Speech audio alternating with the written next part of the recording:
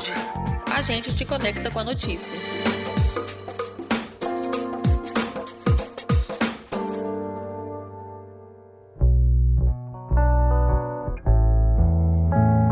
Você já ouviu falar da gestão 5.0? Esse modelo de gestão propõe usar tecnologia não apenas como uma facilitadora da rotina de trabalho, mas também colocando o ser humano no centro da estratégia, focando em uma inovação que visa suprir as necessidades e também as demandas humanas. É na gestão 5.0 que surge a necessidade de acompanhar os avanços tecnológicos já implementados e também as demandas da sociedade em estar mais conectada. Não é novidade que a tecnologia é usada no dia a dia das empresas. Entretanto, esse modelo de gestão traz uma nova perspectiva para o seu uso dentro das organizações. Para explicar todas as nuances dessa modernização no gerenciamento de negócios, a gente convidou um expert no assunto, o Thiago Passetti. Seja muito bem-vindo. Ele é doutorando e mestre em administração profissional e ciências contábeis e também especialista em gestão de finanças. Seja muito bem-vindo. Opa, muito obrigado pelo convite. Vamos bater um papo aqui bem interessante sobre como viabilizar negócios. Thiago, começa explicando pra gente o que é essa gestão 5.0. Antes de a gente começar a gravar, você falou que ela tinha 5 pilares. Você pode falar um pouquinho o que é, começando esses 5 pilares, explicando eles pra gente, por favor. Certo. A gente parte da premissa que o brasileiro, via de regra, costuma culpar fatores externos ao invés de olhar para dentro da sua própria operação para justificar os seus insucessos, né? E a gente fala que a gente, olhando para a nossa operação, equalizando ela nos 5 pilares fundamentais da gestão, a gente vai com certeza fazer o nosso negócio dar lucro. Então a gestão 5.0, a gente trata de estratégia, finanças, vendas, pessoas e o marketing com inteligência artificial, que é o tema do momento aí, que não dá para dissociar a evolução dos negócios da inteligência artificial. Então a gente aborda profundamente os 5 temas com o intuito único de viabilizar o nosso negócio e fazer dar lucro, independente de fatores externos. E aí a gente precisa, para que esses 5 fatores possam começar a transformar, de alguns líderes que tomem decisões na empresa. Não basta dizer que vai implementar se isso efetivamente não entrar na empresa, porque é muito bonito você botar um PowerPoint para traçar a meta agora para 2025, a gente está gravando aqui final de 2024, caso você esteja aí ouvindo depois, mas que efetivamente às vezes esse gestor não implementa, ele só diz que vai. Exatamente, né? A gente tem que capacitar os líderes com um olhar da empresa como um todo. É muito comum a gente ver um gerente financeiro achando que o trabalho dele é mais importante do que os demais, só ele trabalha. É muito comum a gente ver alguém da área de vendas achar que as vendas carregam a empresa sozinho. E assim por todas as áreas, área de suprimento, área de logística para entrega. Então todo mundo acha que trabalha mais do que outra área, né? O pessoal de vendas na rua fala, o pessoal lá do administrativo tá lá no ar-condicionado e eu tô aqui no sol trabalhando. Enfim, a empresa é uma engrenagem e todas as áreas a gente tem que estar em sintonia, dando o melhor de si em cada área para que o conjunto dessas ações dê um resultado final eficiente. Então não adianta nada vender, por exemplo, se a entrega não for eficiente. Não adianta nada vender se você não tiver uma base financeira por trás, precificando de forma correta. Ou se o produto não for ficar pronto a tempo. Exato, ou na produção, se o produto não vai ficar pronto a tempo. Enfim, precificar de forma errada, vender a qualquer custo, às vezes vender por um preço que não paga os custos da operação. Então, assim, todas as áreas têm sinergia e tem que estar andando todos no mesmo intuito de ter rentabilidade no negócio. Então, não adianta nada a gente culpar a economia, presidente, governo entra, governo sai, entrar nessa linha se a gente não olhar para dentro dos nossos negócios.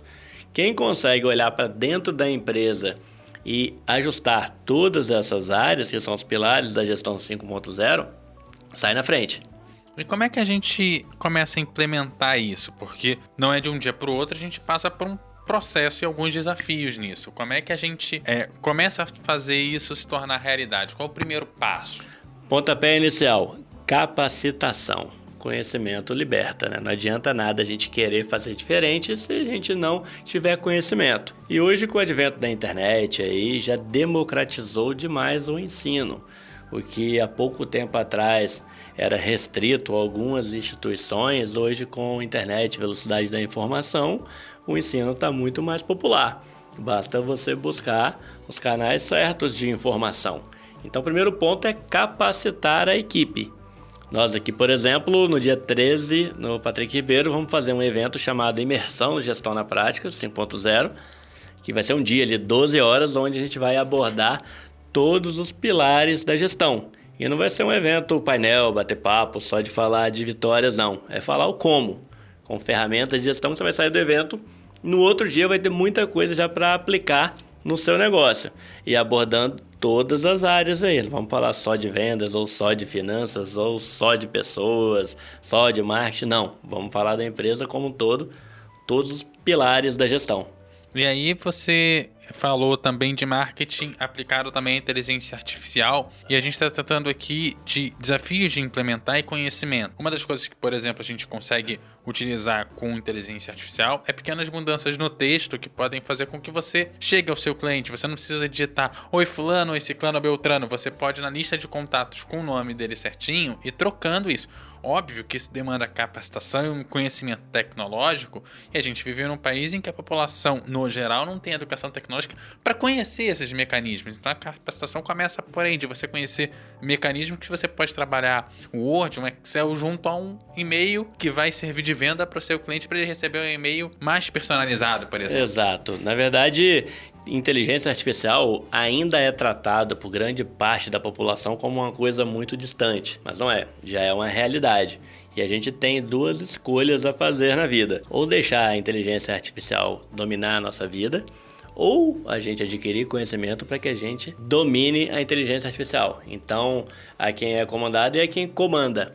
Então, a gente se capacitando, aprendendo a lidar com as ferramentas, a gente vai dar os comandos para que a inteligência artificial trabalhe. E dessa forma, otimizando processos, ganhando em agilidade, ganhando em velocidade, enfim, todas as áreas. E não é uma coisa muito complicada, não.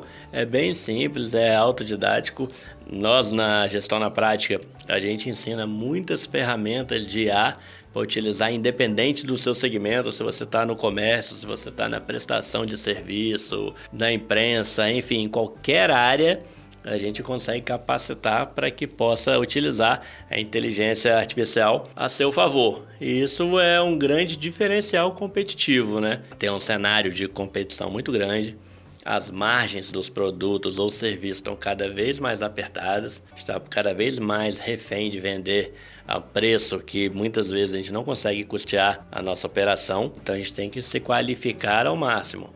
E a inteligência artificial vem nesse sentido. A gente utilizando ela para o nosso bem, a gente consegue otimizar muito controle, muito processo e consegue rentabilizar ainda mais os nossos negócios, como o exemplo que você disse, a questão de edição de textos, enfim, são prompts ali simples que se a gente aprender a dominar, a gente ganha agilidade, velocidade de serviço, né? A gente consegue fazer muito mais coisas ao mesmo tempo. Em vez de você consegue mandar 1000 e-mails em vez de 100, você consegue compilar dados com mais facilidade, mas você precisa saber, por exemplo, dentro de um pacote de documentos, né, para não citar os nomes comuns, você mexer numa planilha, uma apresentação, você conseguir mexer num documento de texto. Total, esse podcast que a gente está gravando. Isso. Esse podcast, por exemplo, que a gente está gravando aqui, se você tiver uma ferramenta de IA, você pode botar ela para ouvir o podcast e te dar um resumo de tudo que a gente está falando aqui, com os principais insights. Então, assim, ao invés de você estar ouvindo aí 30, 40 minutos de uma entrevista, a IA te resume para 2 minutos e você vai conseguir chegar na essência de todo o conteúdo que a gente falou aqui. Você precisa dominar, né? E aí é o equilíbrio onde a tecnologia e o ser humano funcionam. De que forma que você não fica dependente da tecnologia para resolver as coisas, porque exatamente você usa ela para você ser mais produtivo. Você usa ela como uma moeda importante, que é a moeda do tempo. E o importante é o seguinte, a gente aprende conceitualmente a entender os processos e a não decorar. Eu brinco muito que tem novos entrantes aí no mercado que se tiver um apagão de energia, precisar fazer uma conta 2 mais 2, complica. Porque usa uma ferramenta ou um computador, na mão não vai. Então, quando a gente entende dos conceitos de formação de conhecimento, não é qualquer problema que nos atinge. Isso vale para a gestão como um todo, para a base da gestão. Mas não significa que com luz você precisa ficar dependente, que é o caso do método do carroção, por exemplo. A gente que estudou em matemática, tirar a raiz com o método do carroção é bom quando você tem papel e caneta, mas é muito mais fácil ter um celular e pedir a raiz do celular. Claro, claro. Porém, se a gente entender a base do conceito, a gente não fica refém nem do papel e caneta e nem do celular. A gente consegue ter uma solução. E em gestão, principalmente num país como a gente tem, de economia instável, volátil, que é uma verdade hoje e amanhã nem sempre é uma verdade. Então a gente precisa entender gestão de controles e processos, precificação de centro de custos, de margens, de pessoas principalmente.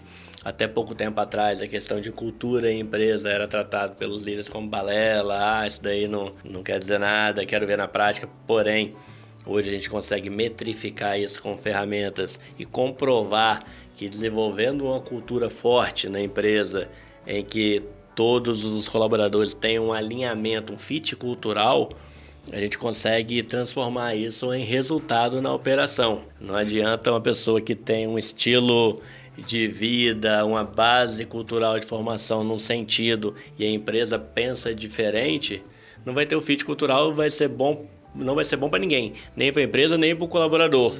Então a gente tendo esse alinhamento de ideias, o objetivo comum é encontrado. E o que eu falo sempre é, não existe vida pessoal e vida profissional. A vida é uma vida só. Então a gente tem que estar bem no nosso ambiente de trabalho. Não falar, que um dia foi horrível, tô cansado, não aguento mais meu trabalho, e chegar em casa vou apagar tudo e vou estar bem. Não, você carrega os problemas do trabalho para casa. Então a vida é uma só. A gente tem que criar um ambiente profissional agradável, obviamente com toda a cobrança do que o profissionalismo exige para ter resultados, porém com a cultura forte, com um senso de pertencimento aflorado nos colaboradores para a gente ter os objetivos finais em comum. E isso daí é um dos segredos, um dos pilares da gestão 5.0.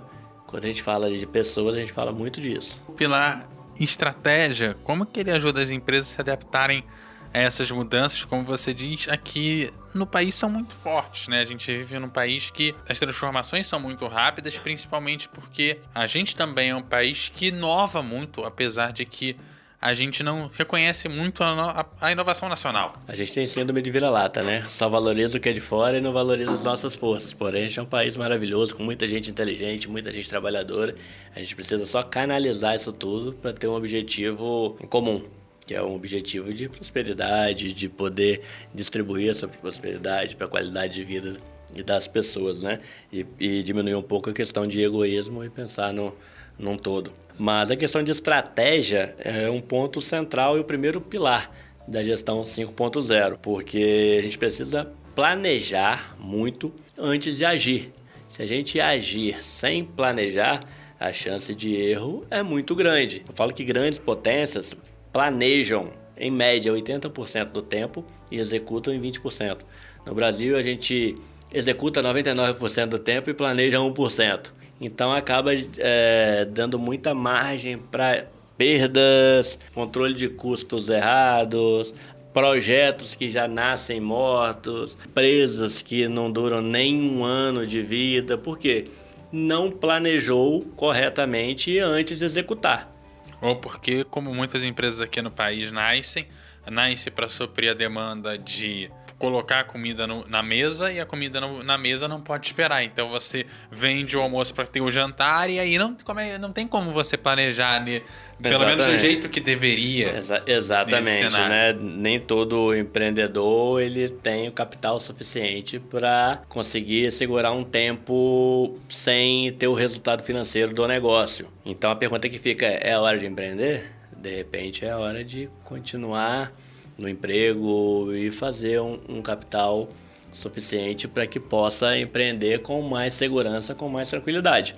O Brasil, só no ano passado, fecharam mais de 2 milhões de negócios, né? É muita empresa. Tipo, 4 empresas a cada minuto fecha no Brasil. E não é porque o brasileiro não é trabalhador ou não entende do produto que ele está vendendo, o serviço que ele está prestando. Via de regra, é porque ele não tem os controles e processos do seu negócio. Ou porque é um empregado que era um ótimo empregado, mas não é um bom gestor, um bom patrão, como Exato, se diria no popular. não conhece a empresa como um todo, então ele é especialista em vendas, mas não é especialista em controle de custos. Não é, para você ser líder de um negócio, seja pequeno, médio ou grande, você tem que entender da empresa como um todo, né? O 360. Não basta vender, mas vender errado. Não basta comprar, mas comprar errado. Não basta ter um financeiro que saiba pagar a conta, mas não entenda o fluxo correto do dinheiro. Por isso que a gestão, ela é a 360, né? É a empresa como um todo. Todas as áreas são muito importantes. A questão do marketing, das vendas, como que essa integração aumenta essa performance comercial das empresas? Aqui é um ponto muito importante, porque há uma diferença muito grande entre preço e valor. Preço é o preço lá da gôndola que está lá e ponto. Valor é o que você consegue transmitir para o consumidor final, de que ele pode pagar um pouco mais pelo seu produto, porque ele vai estar suprindo o que ele espera daquela mercadoria. A gente vai estar resolvendo a dor do cliente. É aquela história, o arroz vai estar R$6 na gôndola do supermercado, ponto, Preço. aquilo é o preço dele, acabou. Mas o meu valor arroz... é aquilo que a gente vê no vinho, que a gente vai lá, escolhe e vê assim. Exato, mas o meu arroz é um arroz pasteurizado, que ele é feito nas planícies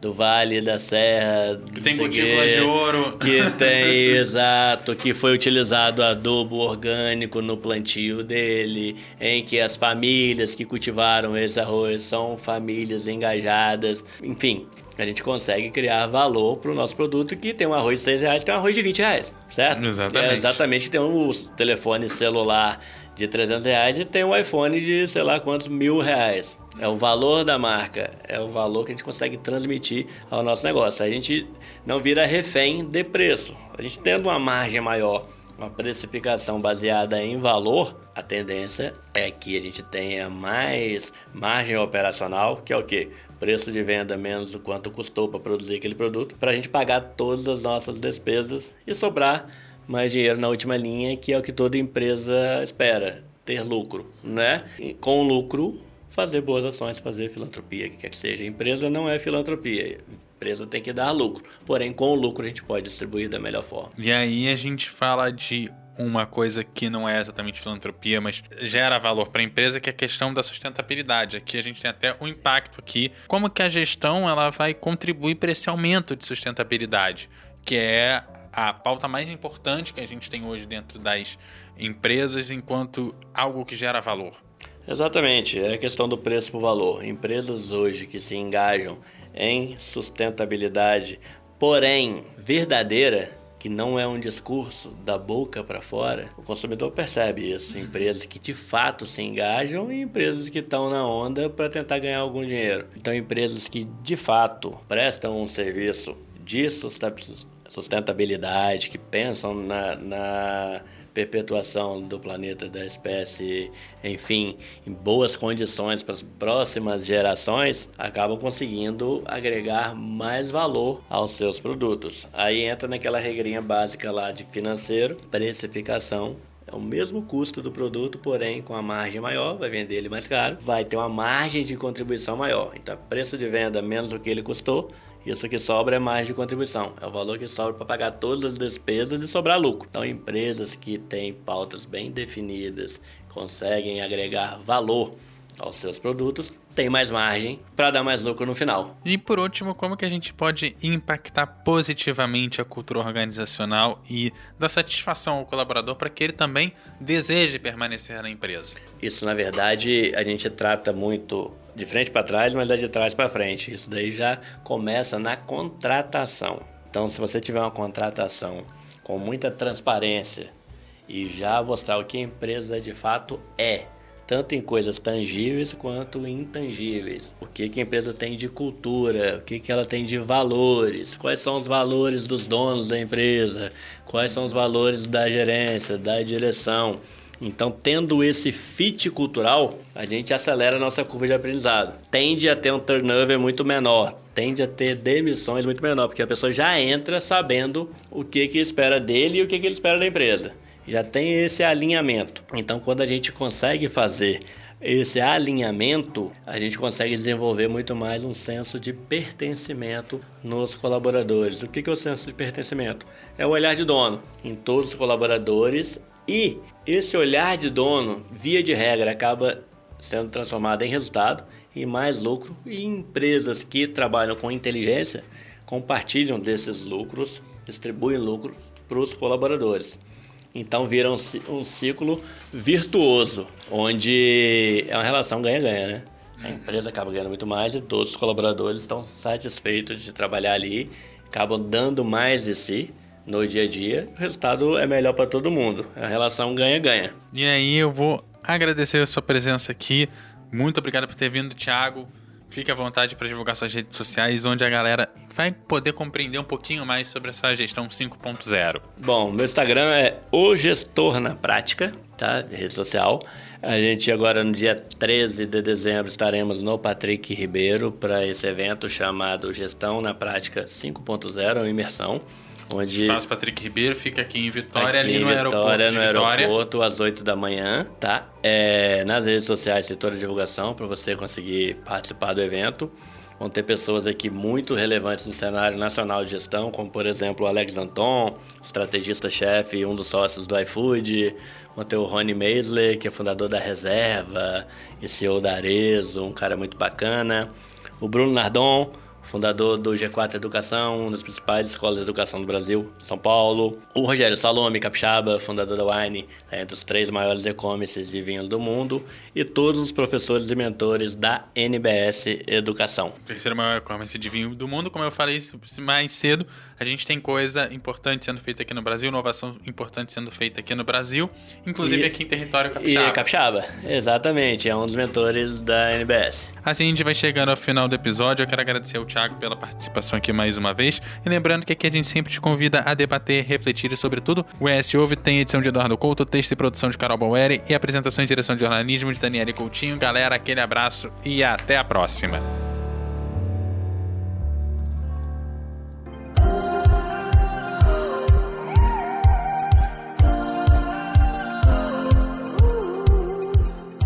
Deixe seus comentários no eshoje.com.br.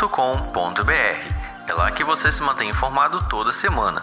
E nos siga nas redes sociais com @eshoje e no nosso canal do YouTube.